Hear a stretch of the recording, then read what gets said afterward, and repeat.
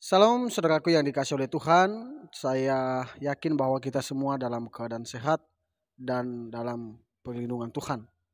Saya terlebih-lebih berterima kasih kepada teman-teman yang sudah mendukung perkembangan channel ini dengan cara subscribe, komen, dan share. Pada kesempatan kali ini kita juga akan menyaksikan satu video tentang kesaksian Murtadin.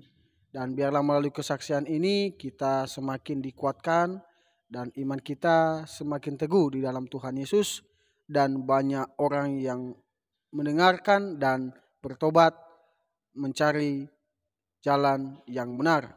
Dalam melalui kesaksian ini kita juga diberikan pencerahan yang baru melalui kebenaran firman Tuhan yang akan dia sampaikan secara pribadi. Seperti apa kesaksiannya? Mari kita dengar dan menyimaknya bersama-sama berikut ini. Harinya gitu. Tapi emang Tuhan Yesus itu selalu mengejar kita. Satu domba pun Tuhan kejar.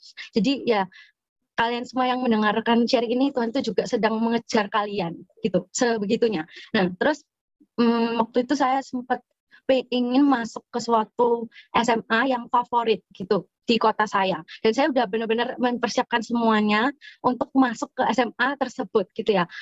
Tapi entah kenapa sebelum masuk ke SMA itu, sebelum ada tes masuk, saya itu ikut-ikut teman saya yang lain untuk dia itu mau coba daftar di sekolah SMA yang lain. Akhirnya saya hanya mau latihan saja untuk masuk ke SMA yang favorit ini, yang saya sudah idam-idamkan gitu kan.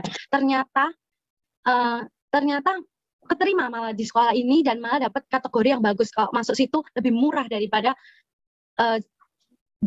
yang biasanya, yang normalnya, karena hasil tes saya termasuk bagus. Tapi tetap saya tolak karena saya ingin masuk di sekolah favorit saya ini gitu. Dan akhirnya saya ikut tes di sekolah favorit saya ini dan tidak keterima. Saya juga udah nolak untuk pendaftaran di sekolah yang menerima saya itu dengan kategori yang bagus itu, dan sudah ditutup juga. Akhirnya saya mau ikut teman saya yang lain untuk daftar di sekolah yang lain. Nah, di saat itu juga, tapi di awal-awal mau masuk SMA itu juga sempat saya itu karena gereja saya pindah jauh, akhirnya saya juga diajak oleh teman saya itu untuk ikut di satu gereja yang lain gitu, yang di gereja tempat saya yang sekarang dimuridkan ini, seperti itu. Nah ini nanti akan ada sambungannya, jadi ada hubungannya gitu. Setelah itu saya Lalu setelah itu saya kan akhirnya mencari jalan lain untuk masuk sekolah yang lain kan.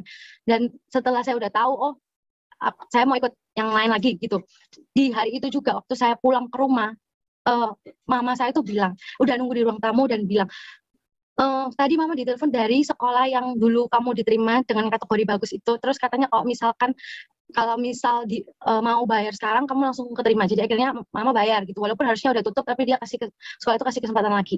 Akhirnya saya masuk di sekolah itu, dan itu benar-benar sangat-sangat membuat semua rencana saya itu rusak gitu, karena sekolah ini tuh benar-benar di luar pikiran, dan juga sekolah ini tuh tidak seperti jalur yang biasanya diambil orang-orang lain gitu di sekolah yang SMP saya gitu kan. Akhirnya saya masuk di situ, dan di situ itu benar-benar tidak sesuai ekspektasi.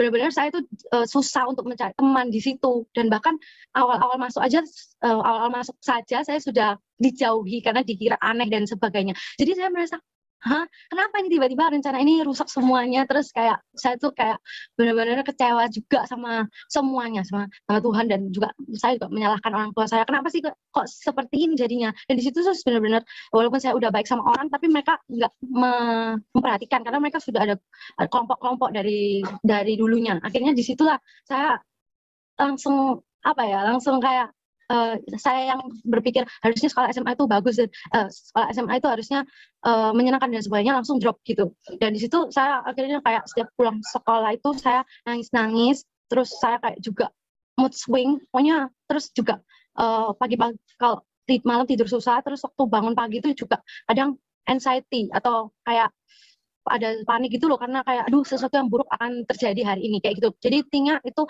yang terjadi di masa SMA saya. Dan kemudian ya ada satu khotbah yang menguatkan saya gitu. Jadi benar-benar di khotbah itu tuh, walaupun waktu itu saya belum mengenal Tuhan seperti sekarang ya, waktu itu saya cuma lebih ke rutinitas, tapi di situ ada ayat firman Tuhan yang mengatakan, sekarang saya buka aja ya ayatnya.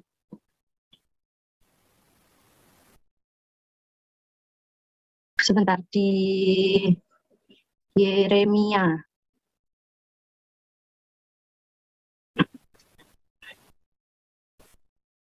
Sebentar ya.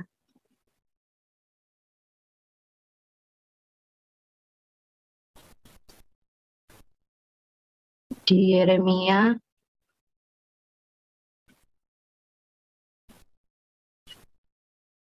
Yeremia 29 ayat 11.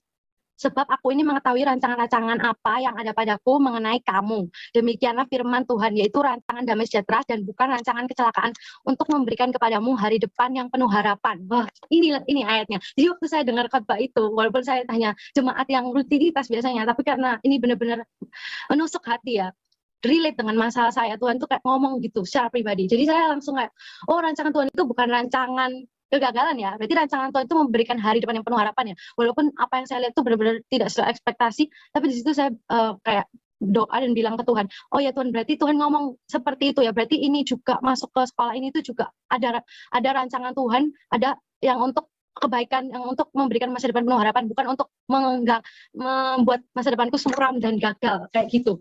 Akhirnya ya udah saya jalani lah 3 tahun itu, tapi saya dengan penuh mengeluh dan sebagainya itu, tapi proses Tuhan ternyata. Setelah saya lihat dan saya lihat ke belakang sekarang, saya baru tahu kan Tuhan juga berfirman, kamu nggak tahu apa yang aku lakukan, tapi nanti kamu akan tahu, seperti itu. Dan seperti saya juga sekarang melihat masa lalu itu, wow, itu adalah benar-benar rancangan Tuhan yang sempurna gitu. Asal kita mau meresponi dengan baik dan kita mau berjalan di dalamnya. Jadi ya seperti itu. Kemudian Seperti video yang sudah kita dengar dan saksikan bersama, perempuan yang cantik ini kehidupannya sangat suram ya. Kehidupannya dia selalu jatuh dalam dosa. Tetapi ternyata masa lalu itu dia sebagai gambaran, sebagai penguatan untuk dia supaya dia juga tidak melakukan lagi. Tetapi Yesus melihat kita manusia yang berdosa ini sebenarnya bukan dari latar belakang kita yang buruk, tetapi Yesus melihat kita dari kita mengikut Dia, kita mau berubah dan mau terus mengandalkan Dia dan bersandar kepada Dia. Dan satu hal firman Tuhan yang perlu kita harus pahami dan mengerti bahwa ketika Yesus berkata kepada para pengikutnya, dia berkata begini, kuasa telah diberikan kepada aku di bumi dan di surga. Karena itu pergilah dan jadikanlah semua bangsa menjadi pengikutku. Dan baptislah mereka di dalam nama Bapa, Putra, dan Roh Kudus. Dan ajarlah mereka seperti yang telah kuajarkan kepadamu. Nah, satu hal yang perlu harus kita pahami dan pelajari dalam ayat Alkitab ini, bahwa setelah kita sudah percaya kepada Yesus, maka kita harus bersaksi. Nah, seperti yang dilakukan perempuan yang percaya pada Yesus ini tadi, bahwa dia bersaksi. Dia berkata, semoga kesaksian ini memberkati banyak orang. Jadi perlu kita juga sebagai orang Kristen, mungkin selama ini ya kita menjauh dari Tuhan, mungkin kita tidak bersaksi, bahkan kita tidak menjadi berkat buat orang di sekeliling kita. Yuk mari kita terus untuk dekat sama Tuhan, karena kedatangan Tuhan tidak lama lagi. Maka dari itu marilah kita terus untuk bersaksi tentang kebenaran firman Tuhan dimanapun kita berada. Dan biarlah kita selalu senantiasa menjadi berkat dan untuk setiap orang yang memerlukan kita, ya.